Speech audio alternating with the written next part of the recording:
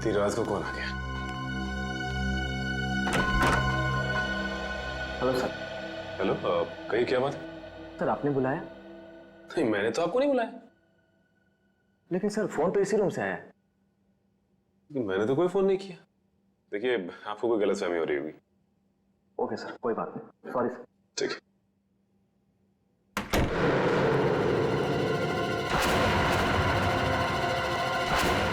सवाल है, मैंने तो कोई फोन किया ही नहीं, तो फिर फोन कहां से है?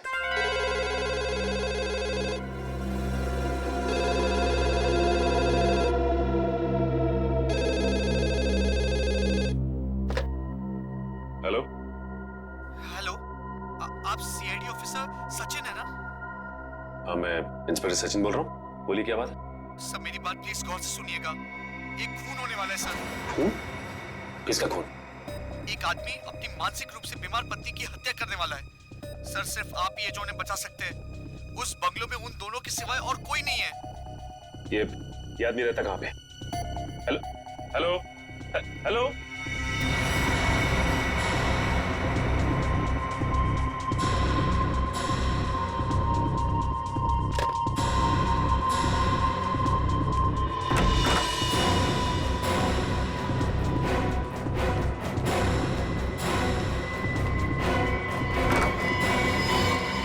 तुम क्या?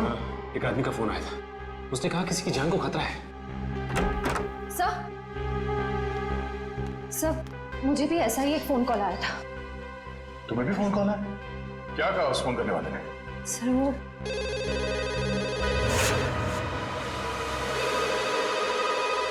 इतनी रात को कौन फोन कर रहा है?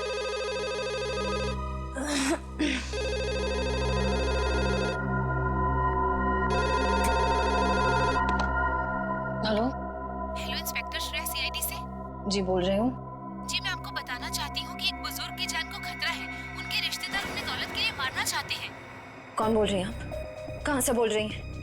देखो, मैं कौन हूँ, कहाँ से बोल रही हूँ, ये जरूरी नहीं है। आपके पास सिर्फ 48 घंटे हैं उन्हें बचाने के लिए। Hello hello.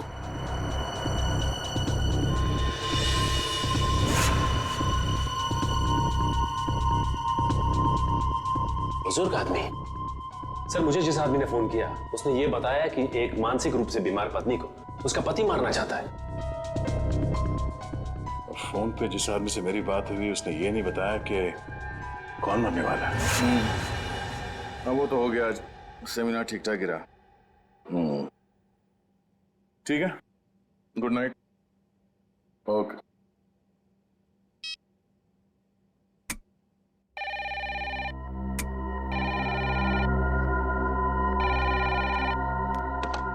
हेलो। वो कुल्हाड़ी वाला खूनी वापस आ गया है। अगले 24 घंटे में एक नया शिकार करने। बचा सकते हो तो बचा लो उसे। Hello hello hello. एक बुजुर्ग, एक पत्नी और एक कुल्हाड़ी वाला खूनी। अब ये क्या चक्कर है? तीनों की जान बचाने के लिए सबसे पहले हमें ये पता करना पड़ेगा कि फोन किसने किया था। चलो।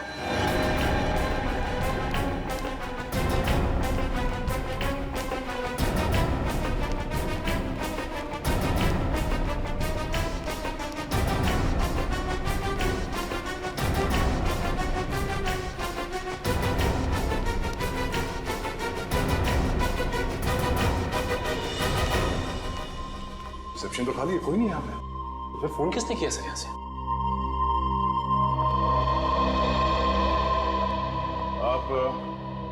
आप यहाँ के रिसेप्शनिस्ट हैं? हाँ जी, कोई प्रॉब्लम? हमारे कमरों में जो कॉल्स अभी अभी आपने ट्रांसफर किए थे वो किसने किए थे? मैंने? नहीं तो। और बिना गेस्ट की परमिशन के हम कोई फोन कॉल ट्रांसफर नहीं करते सर। अगर आपने फोन कॉल ट्रांसफर नहीं किया तो हम तीनों के कमरे में फोन कॉल कहाँ से आया? सर ट्रस्ट मी, मैं इस बारे में कुछ भी नहीं जानती हूँ। प्लीज मेरा यकीन करिए। वैसे कितनी देर पहले आपको ये कॉल्स आए थे? ये तकरीबन 5 मिनट पहले के।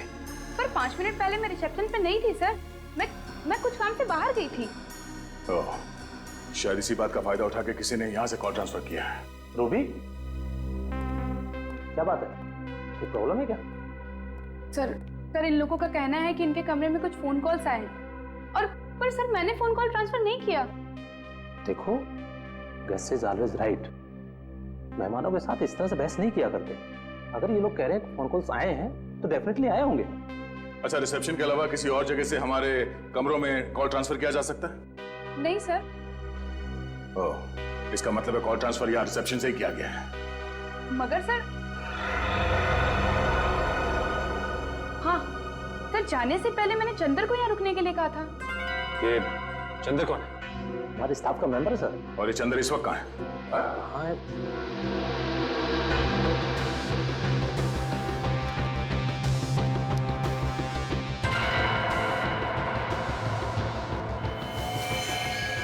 सर, सर यहाँ कोई बेहोश पड़ा है।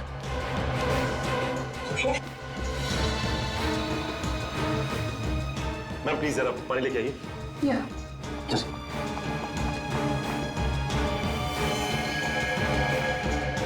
यही तो चंदर है सर।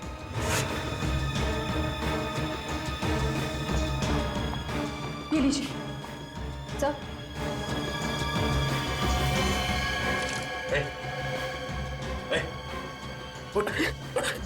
किसने किया?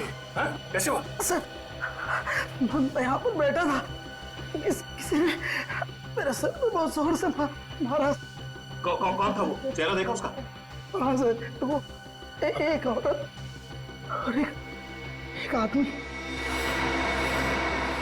उसका स्केच बना सकते हो? हाँ सर, हाँ। ठीक है।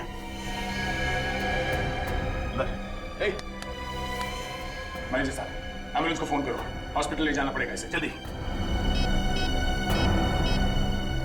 सर, जरूर वो लोग हम पर नजर रखे हुए थे। उन्हें ये पता था कि हम कौन सी होटल में ठहरे, कौन से रूम्स में ठहरे। हाँ सर, अगर इन हादसों के बारे में उन्हें हमें बताना ही था तो सुबह जब हम सेमिनार में आए थे वो भी बता सकते थे। इतनी रात को फोन करके बताने का क्या मतलब? ये सब एक इत्तेफाक नहीं है, सोचा समझा गया प्लान है ये। पहले हमारा यहाँ किक्कर जैसी जगह पे सेमिनार के लिए आना, उसके बाद हमारे कमरों में फोन कॉल्स।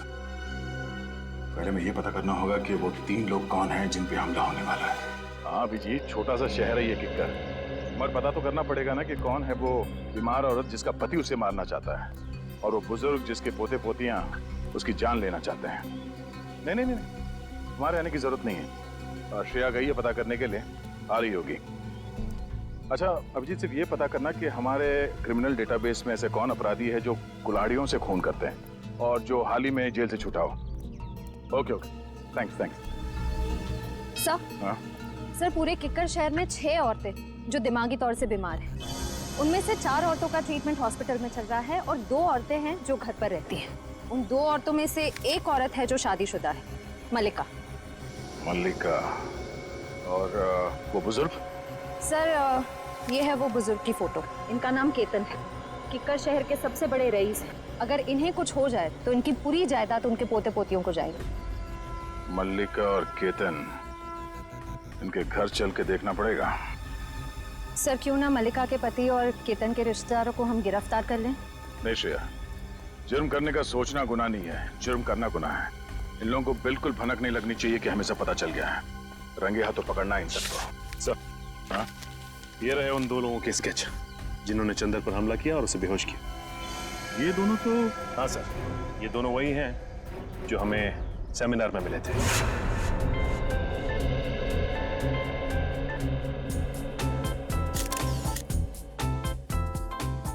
पिछले 5 सालों में किक्कर में अपराध की घटनाएं कम हुई हैं, ये बात सुन के हमें बेहद खुशी हुई। और हम लोग यही उम्मीद करते हैं कि आने वाले सालों में किक्कर और भी सुरक्षित और शांतिप्रिय क्षेत्र बन जाएगा। सर, ये जरूरी तो नहीं कि जो आंकड़े आपके पास हैं वही सही हों।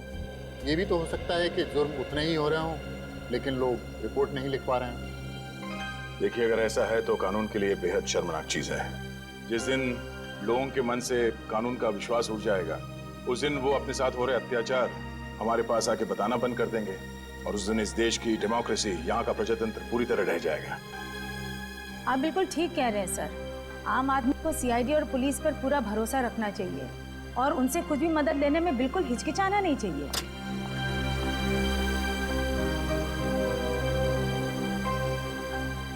चलिए सर, खाना खा लेते हैं। हमारा अगला सेशन 3 बजे तक शुरू हो जाएगा। तो आप सबसे निवेदन है कि प्लीज ठीक समय पर आ जाइए। चलिए sir. Sir please CID team की एक साथ फोटो। श्योर।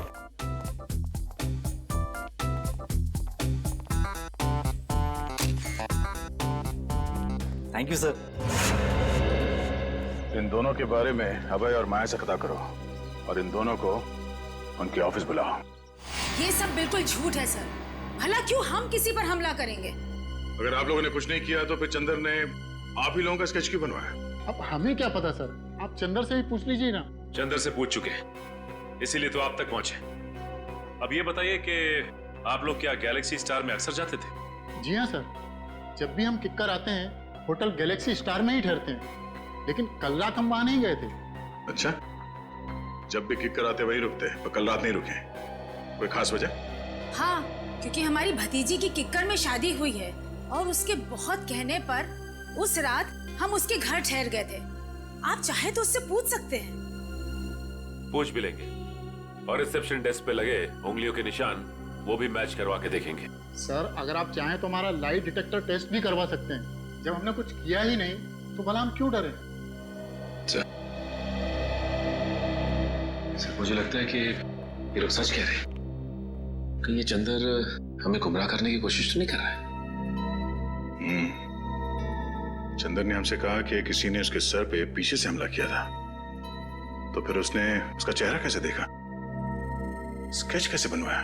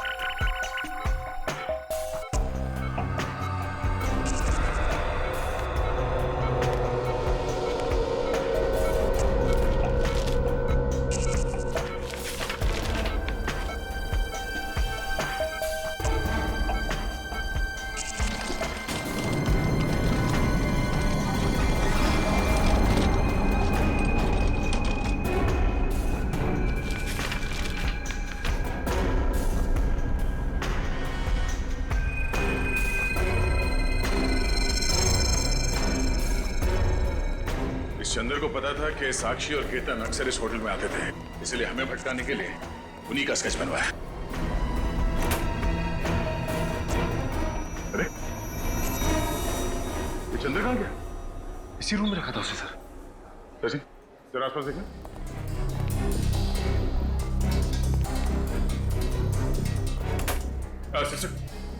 इस कमरे में वो चंदर नाम का जो पेशेंट था कहाँ गया? सर वो तो अपने कमरे में ही था, किसी ने बाहर निकलते हो तो देखा नहीं उसे। सचिन, सर ये खिड़की तो बंद है, यहाँ से तो भागा नहीं, लेकिन ये कपड़े छोड़ के। इसका मतलब है मरीज के कपड़े फेंक के भेष बदल के भागा वो यहाँ से। ये चंदर कोई पुराना पापी लगता है। जेलर साहब, आपकी नॉलेज में ऐसे जितने भी मुजरिम हैं जिन्होंने कभी ना कभी कुल्हाड़ी को अपना हथियार बनाया हो, जी हाँ, सबकी डिटेल्स चाहिए मुझे। Thank you very much. कुछ पता चला? हाँ सर, किक्कर इलाके के ऐसे 3 लोगों के क्रिमिनल रिकॉर्ड्स मिले जिन्होंने कभी ना कभी कुल्हाड़ी से कोई जुर्म किया हो। कौन कौन है वो? सर एक का नाम है कमला, 35 साल की औरत है। इसके सास ससुर इसे दहेज के लिए परेशान करते थे। एक दिन तंग आकर इसने उन पर कुल्हाड़ी से वार कर दिया। कौन सी जेल में? सर पिंजलपुर जेल में थी। पिछले हफ्ते वहां आग लगी और 6 कैदी फरार हो गए, उनमें से एक ये भी थे। और बाकी दोनों? सर एक का नाम है नरुआ और एक का नाम है जग्गा। नरुआ ने अपने मकान मालिक पर हमला किया था और जग्गा ने अपने सौतेले पिता पर। नरुआ के खिलाफ कोई सबूत नहीं थे तो अदालत ने उसे छोड़ दिया और जग्गा को मानसिक मरीज बताकर असाइलम भेज दिया गया। नरुआ, जग्गा और कमला रेडी? अपने खबरियों को बता दो, किक्कर इलाके में इन तीनों में से कोई भी दिखाई दे फौरन इन्फॉर्म करें हमें। Yes sir. हेलो आद्या? ओह नो, चंदर ठीक है दया, उसके बारे में सारी इंफॉर्मेशन निकालते हैं हम लोग। भूपेन, काम के वक्त पता नहीं कहाँ चल जाता है, फिर से सो गया। अरे वो पेन कहाँ है? जी मैम साहब। सो गया था क्या? हाँ? नहीं मैम साहब, मैं तो बाहर घास काट रहा था। घास के साथ साथ तूने केबल की तार भी काट दी क्या? सारे के सारे चैनल गायब हो गए थे, कुछ भी नहीं आ रहा है। मैम साहब अभी सेटअप बॉक्स वाले को फोन करके बुलाता हूँ और दूसरे दिन इसका डब्बा जवाब दे जाता है। हाँ जल्दी कर, पहले देख। नमस्ते। नमस्ते। नमस्ते मैम साहब। अब कीर्ति प्रसाद नाम है हमारा। बहुत प्यार से लोग किट्टू कहते हैं। केबल बनाने आया हूँ, केबल मैकेनिक हूँ। आपको कैसे पता चला कि केबल में समस्या है? हमने तो कोई शिकायत भी नहीं की अभी तक। अरे वो मैम साहब ऐसा है कि ये मोहल्ला में सबका ही प्रॉब्लम है, तो हम सोचा कि आपके यहाँ भी पूछ लूं। हाँ हाँ भैया, हमारा भी केबल ठीक कर दो, मेरा सीरियल निकला जा रहा है। बस मैम साहब 2 मिनट, सब ठीक कर देंगे। हाँ जल्दी करो। ये कैसे हो सकता है? केतन अंकल ने पिछले 10 साल से हाउस टैक्स नहीं भरा। अंकल ऐसे गैर जिम्मेदाराना हरकत कर कैसे सकते हैं? लगता है उनकी खबर बहुत अच्छी तरह से लेनी पड़ेगी। उनकी खबर आप बाद में लीजिएगा, पहले तो टैक्स डिपार्टमेंट आपकी खबर लेगा। हाँ? देखिए आप जानते नहीं हैं मेरे बॉस कितने गुस्से वाले हैं। आपके बॉस? हाँ मेरे बॉस मिस्टर दयानंद। लेकिन वो हमारी खबर क्यों लेंगे? ये घर तो केतन अंकल का है ना, और सारी प्रॉपर्टी के मालिक वो है। तो बुलाइए उन्हें, कहाँ है वो? जल्दी करो किट्टू, 7 जन्मों के 7 फेरों के 7 रिश्ते मेरा फेवरेट सीरियल है, मिस नहीं होना चाहिए। अरे मैम साहब वो आपका फेवरेट सीरियल है। हमारा भी फेवरेट सीरियल है। पिछला महीना जो गंगवा मरी थी ना, हमारी आंख से ऐसा आंसू गिरा मैम साहब। ये शोर कैसे है? हाँ? दिख नहीं रहा, टीवी खराब हो गया। हेलो सर, माई सेल्फ कीर्ति प्रसाद। बहुत प्यार से लोग मुझे ठीक है चलो। अबे तुमने दवाई खाई? तुम्हें मालूम है ना प्रज्वल कि बिना टीवी देखे बिना सीरियल देखे मेरे को दवाई नहीं लेती हूँ मैं। अरे टीवी खराब है, ये ठीक नहीं होगा कि तुम दवाई नहीं खाओगी। तुम बहुत बुरे हो। दवाई खाओ ना, बी ए गुड गर्ल। लो रुको। क्या हुआ? मैं बताना भूल गया तुम्हें, डॉक्टर ने तुम्हारी दवाइयाँ चेंज की हैं। हाँ ये लो। ये बहुत कड़वी होगी। अरे नहीं होगी कड़वी भी, खा के तो देखो। पहले ही डर जाती हो। नहीं है ऐसा कुछ, खाओ ना। वेरी गुड, ये हुई ना बात। अरे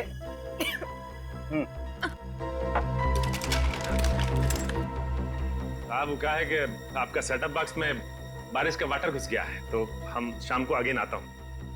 नहीं शाम को नहीं, तुम एक काम करो, तुम परसों आओ। तुम्हारा दिमाग खराब हो गया है प्रज्वल। हाँ 3 दिन तक मैं बिना टीवी के कैसे रहूंगी? और किट्टू, हमारी छत तो टपकती ही नहीं है, तो सेटअप बॉक्स में पानी कहाँ से घुस गया? तो क्या है कि मैम साहब कोनो गीला हाथ लगाया होगा सेटअप बॉक्स पे।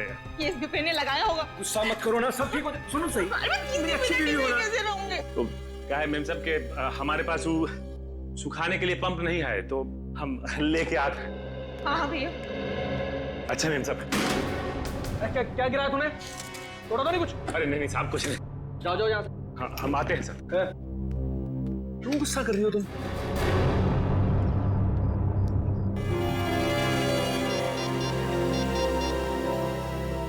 हाँ सर, तो लगता है आज रात मालिका का पति कुछ ना कुछ करने वाला उसके साथ। नमस्ते, मेरा ही नाम केतन है और मैं अजय, इनका बिजनेस पार्टनर। केतन जी, मेरा नाम दयाश्री। मैं यहाँ आपके हाउस टैक्स के बारे में बात करने आई। बात यह है कि आपने पिछले 10 सालों से हाउस टैक्स भरा नहीं है। क्या कह रही हैं आप? क्या हम लोगों ने हाउस टैक्स नहीं भरा? हमने भरा तो है। दयाश्री जी, मुझे लगता है आपको कहीं ना कहीं गलतफहमी हो रही है। जे साहब, मुझे कोई गलतफहमी नहीं हो रही। अगर आपने हाउस टैक्स भरा होता तो हमारे रिकॉर्ड्स में भी होता। देखिए, आप जानते नहीं मेरे बॉस कितने गुस्से वाले हैं। अच्छा ठीक है। देखिए, मैं परसों आपके टैक्स ऑफिस आ जाता हूँ और सब कुछ ठीक कर देता हूँ, लेकिन मुझे लगता है कि कहीं ना कहीं रिकॉर्ड्स ऊपर नीचे हो गए होंगे। परसों क्यों? कल क्यों नहीं? मैं अपने बॉस से क्या कहूंगी? क्योंकि कल ऑफिस में हमारी इंपॉर्टेंट मीटिंग है और जेजे का वहां पे होना बहुत जरूरी है। कैसी मीटिंग? इस मीटिंग के बारे में मुझे क्यों नहीं बताया? अंकल, मैंने बताया तो था आपको, शायद आप भूल गए होंगे। अच्छा, हो सकता है। ठीक है, आप परसों के दिन आ जाइएगा टैक्स ऑफिस में। जी जरूर आ जाएंगे। वरना मुझे दोबारा आना पड़ेगा। नहीं नहीं, ऐसी कोई नौबत नहीं आएगी।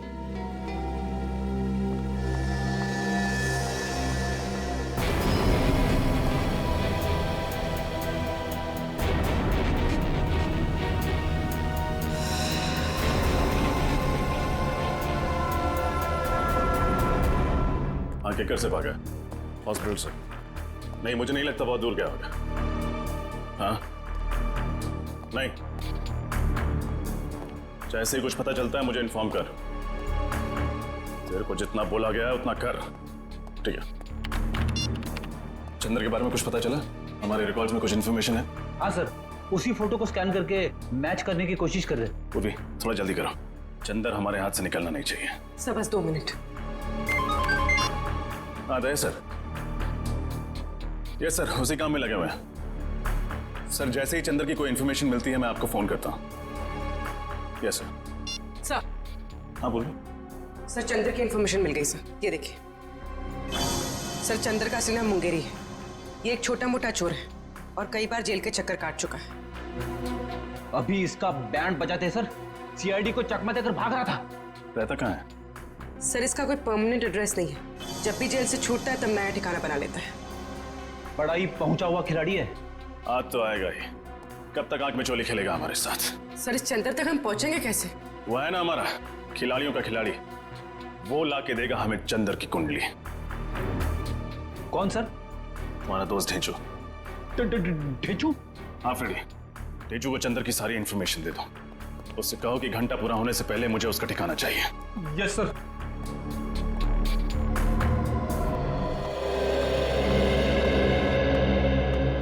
नमस्ते। जरा ये फोटोज देखना। इन तीनों में से कोई ठहरा हुआ था आपके होटल में पिछले कुछ दिनों में?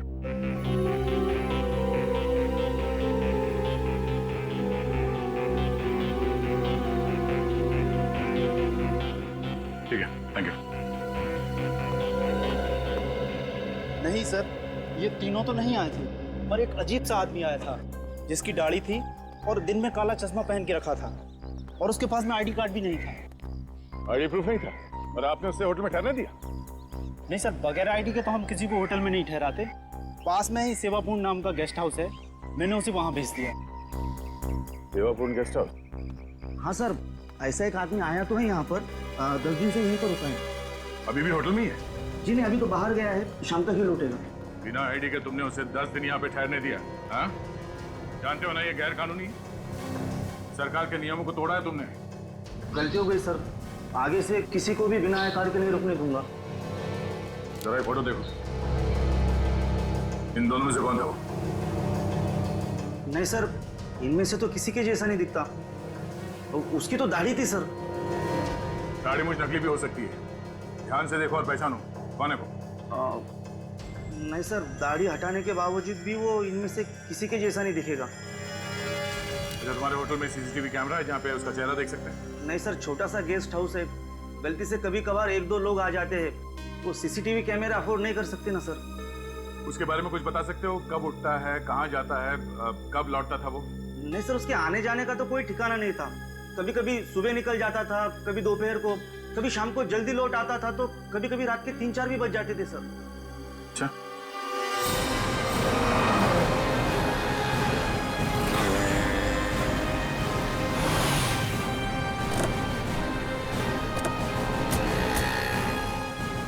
आपको पूरा यकीन है ये चंद्र उर्फ मुंगेरी हमें इसी इलाके में मिलेगा? ढेंचू ने तुम यही बताया था और उसकी खबरें अक्सर सही होती। और वैसे भी चंद्र अपना कर वाला काम निपटा चुका है। ये बात तो तय है कि हॉस्पिटल से भागकर वहां नहीं जाएगा। सर ये भी तो हो सकता है कि हॉस्पिटल से निकलने के बाद चंद्र किसी और शहर चला गया। होने को तो कुछ भी हो सकता है निखिल, लेकिन चंदर का अपना घर यहाँ इस शहर में, चल के देखते हैं। सर काफी अच्छी प्लानिंग की थी इस 420 चंदर। जिस होटल में एसीपी से ठहरने वाले थे वहीं जाके नौकरी करने लगे, वो भी बस 1 हफ्ते पहले। हाँ, ढेचू ने कहा था ना कि चंदर पहले भी बहुत सारे फ्रॉड और 420 वाले काम कर चुका है, तो एक होटल में नौकरी करना उसके लिए कौन सा मुश्किल रहा होगा। सुनिए, ये आदमी चंदर, इसका घर कहाँ है? सामने दुकान पे पूछ लीजिए। Thank you.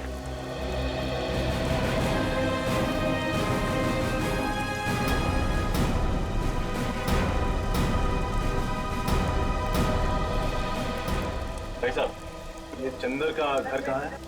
जी नहीं मालूम। मुंगेरी? आप मुंगेरी ढूंढ रहे हैं? हाँ, मुंगेरी और चंदर। मिले तो उससे कहिएगा कि मेरे पैसे लौटा दे। 6 महीने पहले उसने मुझसे 10,000 रुपये उधार लिए थे, कहा था 1 हफ्ते में लौटा दूंगा। अभी तक 10 रुपये नहीं लौटाए। हाँ, बोल देंगे। लेकिन वो रहता कहाँ? वो सामने वाला घर है साहब, वो सामने वाला। Thank you. सर, केतन जी के पोते पोती सारिका और रोहित, उनका केतन जी के साथ बर्ताव बहुत ही बुरा था। जब मैंने केतन जी से कहा कि कल टैक्स ऑफिस में आ जाइए, तो रोहित और जेजे ने साफ बहाना बना दिया कि हमारी कोई मीटिंग है, हम परसों आएंगे। हर बात को घुमाने की कोशिश कर रहे थे। हाँ सर, और ये जो प्रज्वल मलिका को दवाइयाँ दे रहा है, उन दवाइयों के रिपोर्ट के मुताबिक इन दवाइयों में ट्रैंकुलाइजर है। अच्छा, और सर ये दवाइयाँ मेंटल पेशेंट्स को नहीं दी जाती। और तो और सर, उसने मुझे भी शाम को आने से मना कर दिया, जैसा केतन के घर पे हुआ था। मतलब हमारा शक सही निकला, यही वो लोग हैं जिनकी हमें तलाश थी। अब बस इस सेवापूर्ण गेस्ट हाउस से हमें कुछ पता चल जाए। सर, ये एक बहुत ही शातिर खिलाड़ी है, हमें बहकाने की कोशिश कर रहा है। हाँ, पर ये बात तो तय है कि जो फोन कॉल्स हमें आए थे वो सही थे। 3 लोगों के खून होने वाले हैं। कोई तो है जो हमें चुनौती दे रहा है। सर, एक बात अभी तक पता नहीं चली कि तीसरा आदमी कौन है जिसका खून होने वाला है। हमें इन तीनों जगहों पर नजर रखनी होगी। अगर हम सही दिशा में जा रहे हैं तो बहुत जल्द पता चल जाएगा कि तीसरा खून किसका होने वाला है।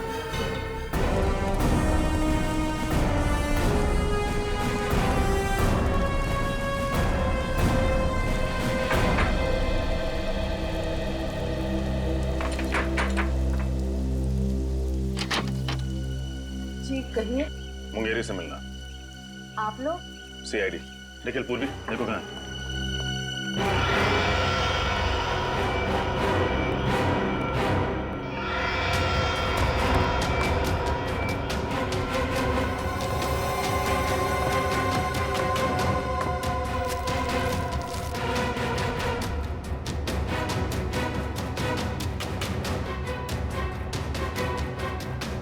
साहब, मुंगेरी घर पे नहीं है। अब उसे बचाने की कोशिश मत कीजिए। ये जूते, ये बैग उसी के हैं ना? हाँ, आज सुबह ही लौटा है वो किक्कर से। एक बहुत ही बुरी माँ रही हूँ मैं। जरूर मेरी परवरिश में ही कोई कमी रह गई हो, इसलिए मुंगेरी ने अच्छाई का नहीं बुराई का रास्ता चुना। सर, मुंगेरी घर पर। देखिए, कोई माँ बुरी नहीं होती। आई एम श्योर आपने उसे अच्छे संस्कार ही दिए होंगे। ये उसकी बदकिस्मती है कि जुर्म की दुनिया की चकाचौंध के सामने उसने अपना ज़मीर बेच दिया। इसीलिए आज तक मैंने कभी उसे बचाने की कोशिश नहीं की। 2 साल से तो वो जेल में ही था। अभी 2 हफ्ते पहले अचानक किसी ने उसकी जमानत करा दी। उसकी जमानत करा दी? किसने? ये तो खुद मुंगेरी भी नहीं जानता। उसे नोटों से भरा एक लिफाफा मिला और साथ में एक चिट्ठी जिसमें लिखा था कि उसे किक्कर जाके कुछ तो काम निपटाना है। ओह, तो इस प्लान का मास्टरमाइंड कोई और ही है। उसे मुंगेरी की जरूरत है CID को गुमराह करने के लिए, और उसी ने उसकी जमानत करवाई। मुंगेरी इस वक्त कहाँ मिली? अभी तो वो बापू बाजार गया है। कह रहा था कि उसे किसी से पैसे लेने हैं। जरूर उस मुजरिम से ही पैसे लेने होंगे जिसने ये पूरा प्लान बनाया है। बापू बाजार।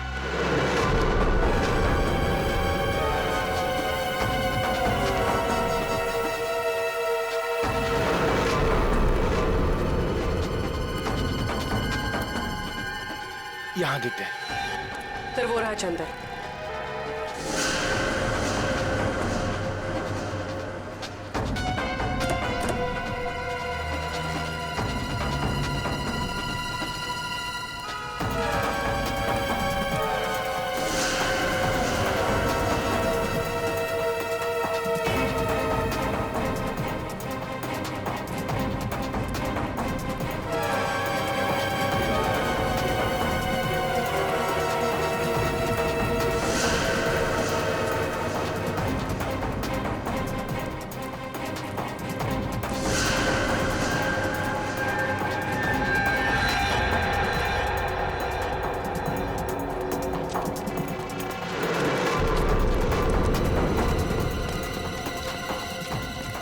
किधर गया यार?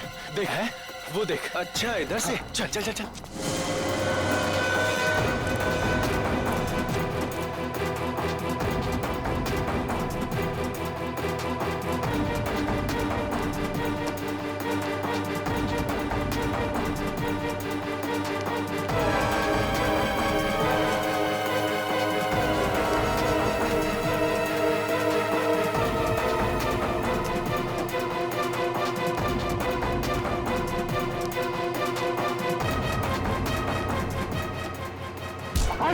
जल्दी भी क्या है मुंगेरी?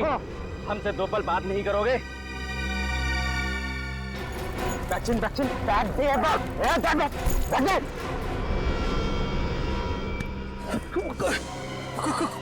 कौन हो तुम लोग? हम आपके दिल में रहते हैं, किस्मत की धारा में सब बहते हैं। फोन पे मुझसे ही तो बात कर रहे थे तुम। अच्छा रघु, लेकिन बॉस ने तो कहा था कि हम दोनों नहीं मिलेंगे। अबे बॉस ने तो ये भी कहा था कि सीआईडी से सावधान रहना, समझे? हाँ, लेकिन सीआईडी को मुझ पर शक नहीं हुआ। बेवकूफ, सीआईडी तुम्हारे घर तक पहुंच गई है। तुम्हें जिंदा रखेंगे तो सीआईडी हमारे कान में खतरे की घंटी बजाएगी। खत्म आगे, समझा? समझा? अबे चल, अबे चल। लेकिन मैंने किया यार।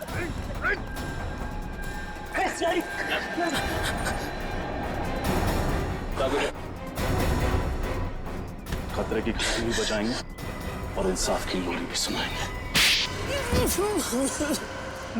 मुझे कुछ नहीं मालूम साहब, मुझसे तो सिर्फ इतना कहा गया था कि मुंगेरी को खत्म कर दो सर। किसने कहा था? किसने कहा था? बॉस ने कहा था, बॉस ने। कौन है तुम्हारा बॉस? सर कुशल। कुशल? सर कुशल तो वो होटल मैनेजर है। सर उसी ने मुझसे कहा था सीआईडी को सारे फोन कॉल्स करने के लिए। मुझे तो ये भी नहीं पता है कि मरने वाले कौन है और मारने वाला कौन है। निखिल, ले जाए ना। चल। अपनी किकर वाली टीम को इन्फॉर्म करना पड़ेगा। पता नहीं क्या चल रहा है इस कुशल की खोपड़ी में। ध्यान से देखो सीढ़ी। ये मुझे क्या हो रहा है? मेरा सर क्यों चकरा रहा है? हाँ? कौन सी गोली दी है? मल्लिका, लगता है वो दवाई ने ना साइड इफेक्ट कर दिया। हम डॉक्टर के पास ही जा रहे हैं। लगता है ये लोग मल्लिका का काम तमाम करने जा रहे हैं। गोदाम में आग लग गई। जीजे ने मुझे फोन करके बताया क्यों नहीं? कल आपको फोन करने की कोशिश की थी, आपका फोन बंद था। मैं अपना कभी फोन बंद नहीं रखता। अंकल प्लीज जल्दी चलिए, आखिर देखें तो सही कि नुकसान कितना बड़ा हुआ है। चलो।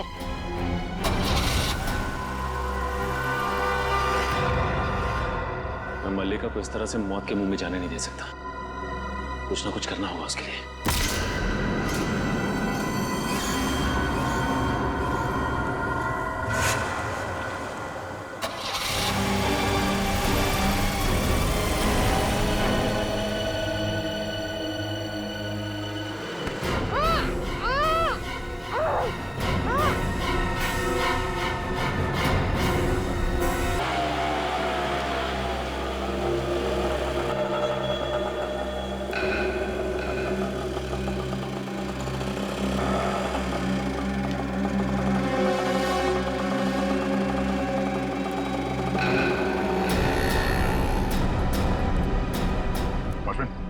अभी जो आदमी रिक्शा से उतरा, कहाँ गया वो? साहब बड़ा ही अजीब आदमी है, उसका कुछ पता नहीं रहता है। अभी अभी आया और तुरंत उसका मन बदल गया, कहने लगा सुबह लौटूंगा। इधर ही क्या है?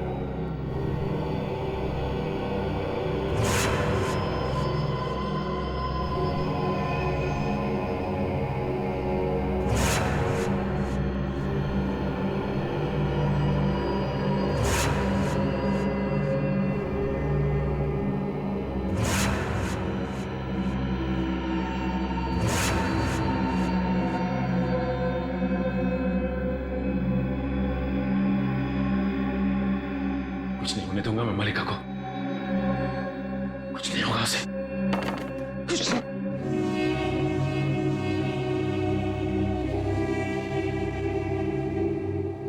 मलिका को कुछ हो तो नहीं किया?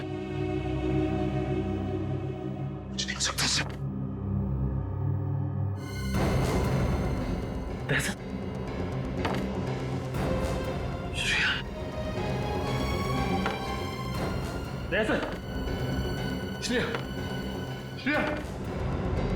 श्रेया।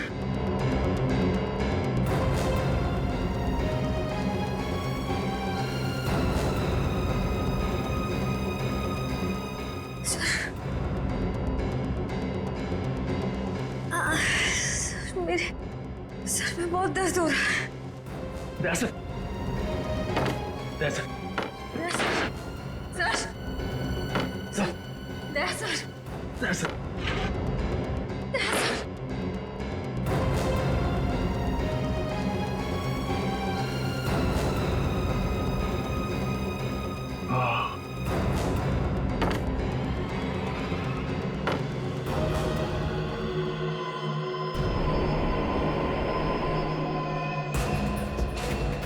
लाड़ी वाला खूनी।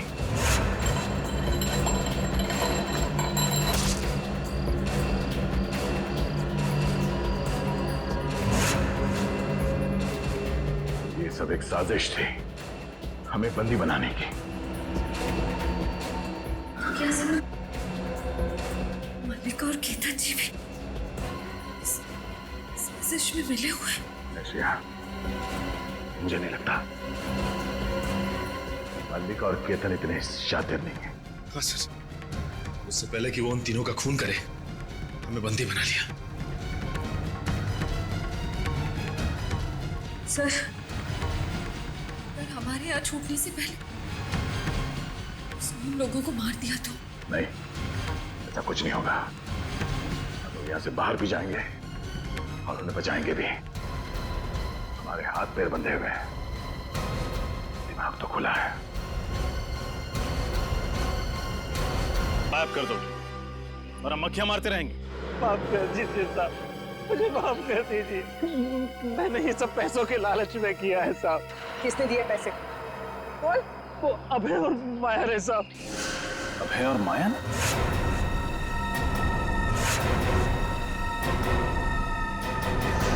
वो एनजीओ वाले जिन्होंने ये सेमिनार ऑर्गेनाइज किया था? हाँ साहब, वही साहब।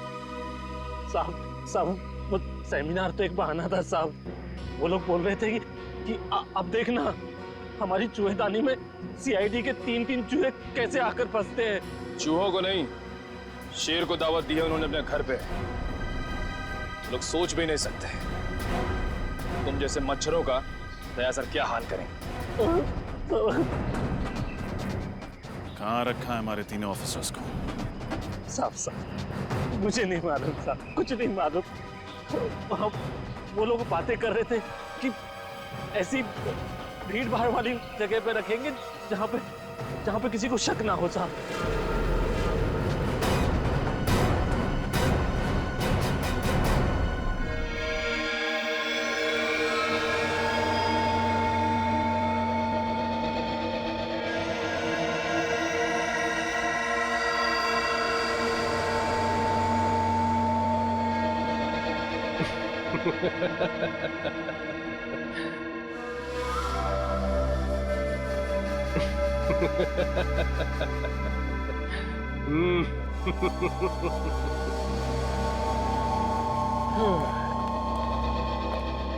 बॉस अंदर आ जाए। अरे अभय माया, आओ आओ। बहुत अच्छा काम किया है तुम दोनों ने, बस एक कमी रह गई। कमी? वो क्या बॉस? अरे उन सीआईडी वालों के पिंजरे में कैमरा नहीं लगाया ना तुम लोगों ने। मैं देखना चाहता था कि सीआईडी वाले कैसे चीखते हैं, चिल्लाते हैं, गुर्राते हैं। वो सीआईडी वालों को तड़पाने का मजा ही कुछ और है। बॉस सब इतनी जल्दी हो गया कि उनके सेल में कैमरा लगाने वाली बात दिमाग से ही निकल गई। नहीं नहीं, कोई बात नहीं। ये अच्छा हुआ कि तुम मल्लिका और केतन के कमरे में कैमरा लगाना नहीं भूले। लेकिन बॉस, आप इन दोनों के साथ क्या करने वाले हो? बम।